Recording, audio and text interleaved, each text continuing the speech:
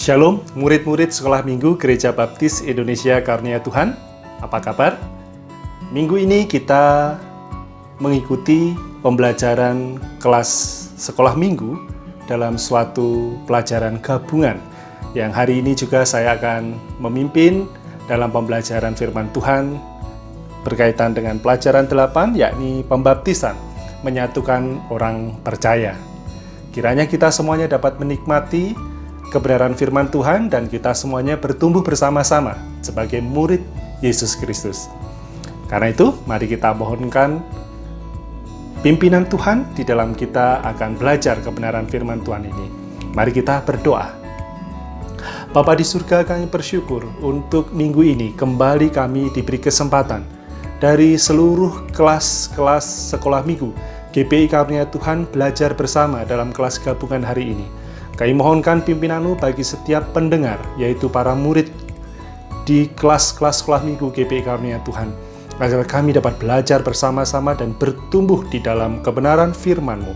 Terima kasih Tuhan, kiranya Engkau juga mengurapi hamba-Mu di dalam melaksanakan pembelajaran pada saat ini. Dalam nama Yesus kami berdoa. Amin. Kebenaran firman Tuhan yang melandasi pelajaran kita pada hari ini diambil dari kitab Galatia, pasal yang ketiga, ayat ke-26 sampai dengan 29. Demikianlah kebenaran firman Tuhan. Sebab kamu semua adalah anak-anak Allah karena iman di dalam Yesus Kristus. Karena kamu semua yang dibaptis dalam Kristus telah mengenakan Kristus. Dalam hal ini tidak ada orang Yahudi atau orang Yunani, tidak ada hamba atau orang merdeka, tidak ada laki-laki atau perempuan, karena kamu semua adalah satu di dalam Kristus Yesus. Dan jikalau kamu adalah milik Kristus, maka kamu juga adalah keturunan Abraham dan berhak menerima janji Allah. Amin.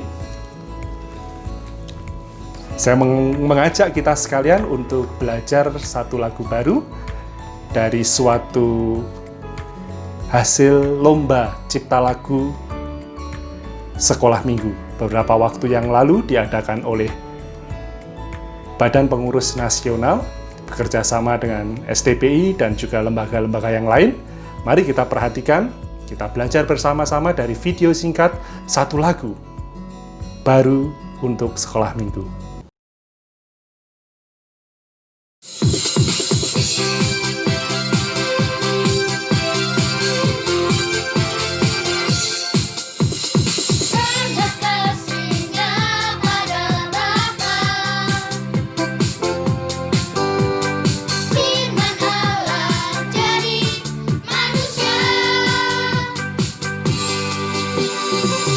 Pencipta alam semesta.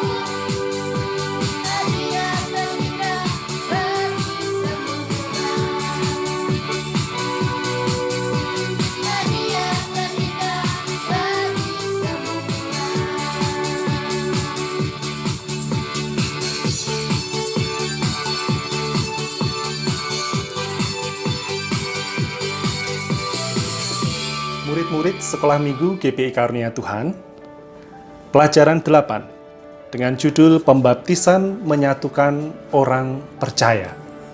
Galatia pasal yang ketiga ayat 26 sampai dengan 29. Tentu kita sekalian tahu berapa murid Yesus. Ya, 12 murid Yesus terkenal ya. Kita semuanya tahu itu, nama-namanya mungkin Anda sekalian hafal ya.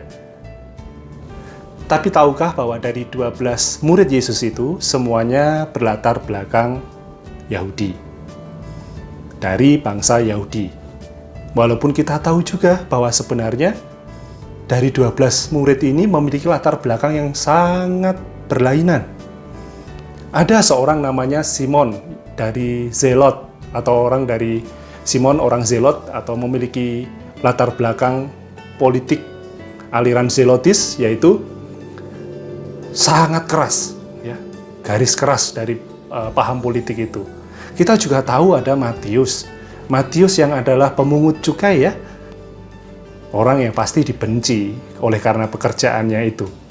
Tapi juga dari murid-murid Yesus dipasang-pasangkan, ada bersaudara di sana, Simon Petrus dengan Andreas. Dipasangkan yang lain ada Yohanes dan juga Yakobus, saudaranya. Keempatnya adalah nelayan, yang dimana pada masa itu boleh dikatakan strata sosial atau status ekonominya menengah ke bawah. Dan belum lagi murid-murid yang lain dengan latar belakang yang berbeda-beda. Namun mereka dipersatukan di dalam Yesus. Ya, Yesus sendiri yang menyatukan. Bahkan lama setelah itu, ketika Yesus naik ke surga, tentu kita mengingat pesan Yesus Kristus ya. Pergilah, jadikanlah semua bangsa muridku. Ya, Matius 28 ayat 19 dan seterusnya. Jadikan semua bangsa muridku. Ini bukankah berarti bahwa Yesus ingin bangsa-bangsa yang ada di dunia menjadi muridnya ya? Bangsa-bangsa satu dengan yang lain yang berbeda-beda, termasuk Anda dan saya dari bangsa Indonesia, maupun dari bangsa-bangsa yang lain, Yesus ingin semuanya menjadi muridnya. Ini menjadi gambaran kita bahwa Yesus adalah pemersatu. Di dalam Yesus ada kesatuan. Karena itu kebenaran firman Tuhan hari ini, beberapa poin diantaranya berkaitan dengan Galatia pasal 3 ayat 26 sampai 29. Poin yang pertama kita dapat belajar di sana bahwa meskipun berbeda-beda, tetapi semua orang yang percaya adalah anak-anak Allah. Ketika seseorang mengambil keputusan untuk percaya Yesus, beriman kepada Yesus, dan kemudian dibaptiskan, maka dikatakan di dalam ayat 26, sebagaimana Paulus mengatakan, kamu semua adalah anak-anak Allah karena iman di dalam Yesus Kristus. Jadi, ketika kita beriman pada Yesus, dibaptiskan, kita menjadi status baru, yakni anak-anak Allah. Maka itu untuk semua saja ya, semua dari kita yang percaya Yesus. Karena nama Yesus kita jadi anak-anak Allah. Berarti kita memiliki janji pemeliharaannya. Kita memiliki janji pertolongannya dalam setiap kehidupan waktu demi waktu. Merasakan hubungan antara anak dan Bapa. Menikmati hubungan kasih yang diberikan Bapa kepada anak-anaknya. Jadi tentu saja bagi kita yang sudah percaya Yesus, sungguh ada satu hal yang istimewa, bahwa ketika kita jadi anak-anak Allah, kita dapat memanggil iya Bapa kita. Kita dapat merasakan kasih setia Bapa bagi kita. Ini pun menjadi gambaran bahwa Bapa di dunia bisa saja mengecewakan. Tetapi Bapa di surga di sana yang telah mengangkat kita menjadi bagian anggota keluarganya, menyebut kita menjadi anak-anaknya, dan kita menyebut dia menjadi bapaknya, adalah Bapa yang tidak pernah mengecewakan. Poin selanjutnya, bahwa meskipun berbeda, tetapi semua orang yang percaya kepada Yesus, dikatakan mereka mengenakan Kristus. Apa maksudnya mengenakan Kristus? Sebab di dalam ayat 27 tadi dikatakan, karena kamu semua yang dibaptis dalam Kristus telah mengenakan Kristus. Nah, jika kita memperhatikan kalau seseorang dibaptiskan secara selam masuk ke dalam air, itu suatu lambang ya, dia mati lalu dikuburkan masuk ke dalam air, nggak kelihatan ya orangnya ya, entah mau berapa lama di dalam air tapi nggak kelihatan ya. Tapi ketika ia bangkit, yang kelihatan adalah suatu gambaran mengenai hidup baru bersama Yesus Kristus. Seseorang yang sudah mati dalam Yesus Kristus, dikuburkan, sekarang bangkit untuk apa? Mengenakan Kristus. Maksudnya apa? Mengenakan karakter Kristus, kehidupan baru bersama Yesus Kristus, melakukan dan mengenakan kuasa yang Tuhan Yesus berikan dalam kehidupan anak-anaknya. Dalam upacara baptisan seperti itu, orang percaya yang menyaksikan teman-temannya yang baru dibaptiskan, maka akan dapat melihat, oh, orang yang baru dibaptiskan ini sekarang sama dengan kita, telah melepaskan atau menanggalkan kehidupan lamanya, sekarang hidup baru, mengenakan Yesus Kristus. Poin yang ketiga, bahwa meskipun berbeda, tetapi semua orang yang percaya adalah satu dalam Kristus.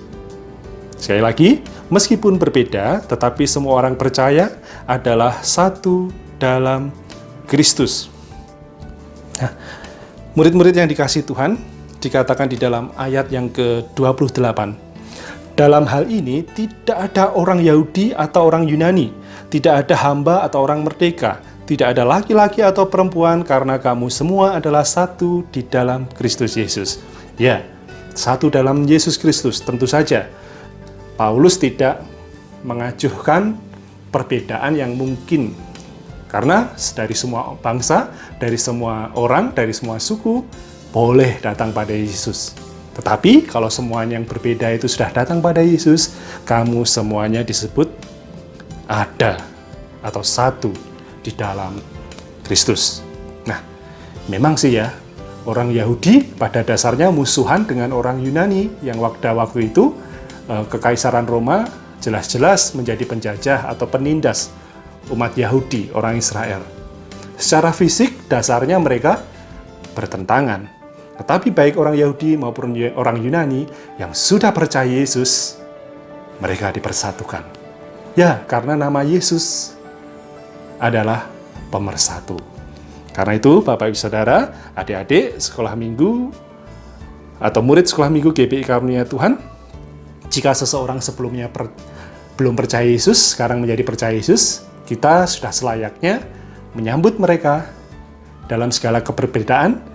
Tidak ada lagi permusuhan, tidak ada lagi tuding-menuding, atau tidak ada lagi rasa suka atau tidak suka, tetapi sungguh kiranya semua yang ada di dalam Yesus Kristus, kita semuanya tahu bahwa kita semuanya satu dalam Kristus. Nah, poin yang keempat, meski berbeda, tetapi semua orang percaya berhak menerima janji Allah. Ya, meskipun dari berbagai latar belakang yang berbeda, jika kita sudah percaya Yesus, maka dikatakan di sana, kita semuanya berhak untuk menerima janji Allah. Bukankah tadi di dalam ayat 29 juga dikatakan di sana ya, bahwa kalau kita percaya Yesus, maka kita adalah keturunan rohani Abraham. Abraham menerima janji keselamatan, janji pemeliharaan, janji kehidupan, dan juga berbagai-bagai janji yang sungguh luar biasa. Maka ketika kita menaruh iman kepada Yesus Kristus, kita digambarkan sebagai keturunan Abraham secara rohani. Dan itu berarti kita menerima janji-janji yang Tuhan sudah sediakan untuk Abraham. Wah, bukankah ini berarti termasuk berbagai warisan-warisan yang mungkin akan dapat kita alami, baik di dunia maupun kelak di surga di sana. Nah, jemaat Tuhan, murid-murid sekolah minggu GBI Karunia Tuhan, demikianlah bahwa ketika seseorang dibaptiskan secara selam, kita dapat belajar paling tidak 4 poin tadi. Ketika kita menyaksikan, dan mungkin dalam bulan Desember ini ada yang dibaptiskan, kita akan dapat melihat di sana orang yang dibaptiskan itu memiliki makna apa? bahwa ia di sana disebutkan sebagai anak-anak Allah, sama seperti saya atau Anda yang sudah dibaptiskan. Di sana juga kita akan melihat bahwa mereka pun telah menanggalkan kehidupan lama tetapi sekarang mengenakan kehidupan Kristus. Semestinya sama dengan kita yang telah dibaptiskan. Dan kemudian mereka menjadi satu di dalam Kristus. Kita semuanya disatukan dari berbagai latar belakang yang berbeda, bahkan dari suku-suku bangsa ataupun bangsa-bangsa yang berbeda. Meskipun perbedaan itu ada, tetapi ketika kita sudah percaya Yesus, kita pun menerima janji yang Allah berikan kepada Bapa rohani kita, Bapa beriman, yaitu Abraham. Saya ingin mengakhiri pelajaran hari ini dengan sebuah kesaksian, suatu pengalaman ketika menjadi misionaris di Singapura bersama keluarga, pelayanan selama 8 tahun di sana, bergabung di International Baptist Church atau Gereja Baptis Internasional, di mana di sana dalam satu gereja terdiri dari paling tidak 52 bangsa dan sekitar 123 suku bangsa. Jadi ada Indonesia, Filipina, Amerika, kemudian dari Inggris, dari belahan bumi yang manapun juga ngumpul dalam satu gereja. 52 bangsa. Bagaimana perbedaan yang begitu mencolok? Perbedaan bahasa, perbedaan kebiasaan, cara makan, cara bekerja, dan sebagainya sungguh sangat berbeda. Tetapi bisa datang dalam satu tempat yang sama untuk menyembah Tuhan. Tidak lain adalah karena setiap orang telah menerima Yesus Kristus. Perbedaan yang ada tidak lagi berarti karena sudah dipersatukan dalam Yesus. Saya dapat menyaksikan domestic worker atau TKW ya, atau pekerja Indonesia, Filipina, Myanmar, para pekerja-pekerja itu dapat duduk berdampingan dengan majikan-majikan mereka di gereja, dapat pergi bareng ke gereja. Ini suatu gambaran yang menunjukkan kepada kita betapa pelajaran hari ini betul-betul bahwa pembaptisan mempersatukan. Percaya pada Yesus, Ia pribadi yang menyatukan. Karena itu, mari ketika kita menghidupi pelajaran hari ini, mempraktekkan dalam kehidupan pribadi, mari kita dapat melihat orang yang percaya walaupun berbeda dengan kita. Dia juga adalah anak Allah. Dia juga adalah sama dengan kita, memiliki janji-janji yang sama. Ia pula adalah orang-orang yang diberi kesempatan untuk dipersatukan dan juga menunjukkan karakter Kristus dalam kehidupan hari lepas hari. Karena itu, kalau masih merasa ada perbedaan satu dengan yang lain, memang itu wajar karena kita berlatar belakang beda-beda. Ada suku Jawa, suku Batak, suku Tionghoa, suku ini dan lain sebagainya. Bahkan GPI Karya Tuhan sudah boleh dikatakan sebagai gereja internasional karena lebih dari satu bangsa. Ada bangsa Indonesia dan juga paling nggak ada Amerika yang bergabung di sini. Kalau lebih dari satu kan berarti international, yaitu internasional ya. Nah, namun demikian yang paling penting adalah kita harus mewaspadai perbedaan yang ada, jangan mengurangi makna persatuan yang mestinya kita sadari di dalam Yesus Kristus. Karena itu, alih-alih kita mengenakan culture, adat, kebiasaan, latar belakang, ataupun berbagai hal yang membedakan, mari kita pakai satu culture, Christ culture. Karena hanya Yesus Kristus yang mempersatukan, kini bukan budaya kita sendiri saja yang kita kenakan, tetapi budaya Yesus. Semua jawaban perbedaan, semua konflik, semua pertentangan yang mungkin terjadi karena keberbedaan di dalam sebuah gereja, dapat diatasi apabila kita semuanya menyadari dan mengenakan Christ culture, budaya Yesus. Bukan budayaku, budayamu, bukan caramu, bukan caraku, bukan adatmu, bukan adatku, karena semua culture di dunia, semua adat di dunia sudah terimbas dosa. Tetapi jika kita mengenakan Yesus Kristus, Christ culture, budaya Yesus, setiap apapun yang terjadi, kita selalu kembali pada Kristus, niscaya Kristus Sang Pemersatu akan menyatukan keluarga-keluarga, menyatukan murid-murid Sekolah Minggu GPI Karunia Tuhan. Amin. Demikianlah pelajaran kita hari ini, dan kini mari kita menutupnya di dalam doa. Mari kita arahkan hati kita kepada Dia yang memberikan berkat, ya Engkau Allah Bapa, kasih karunia ya Engkau Yesus Kristus Sang Pemersatu, dan juga Roh Kudus yang telah memberikan kekuatan bagi kami. Kiranya bersama dengan seluruh murid Sekolah Minggu GPI Karunia Tuhan. Amin. Selamat hari Minggu, Tuhan memberkati kita sekalian, dan selamat bertumbuh.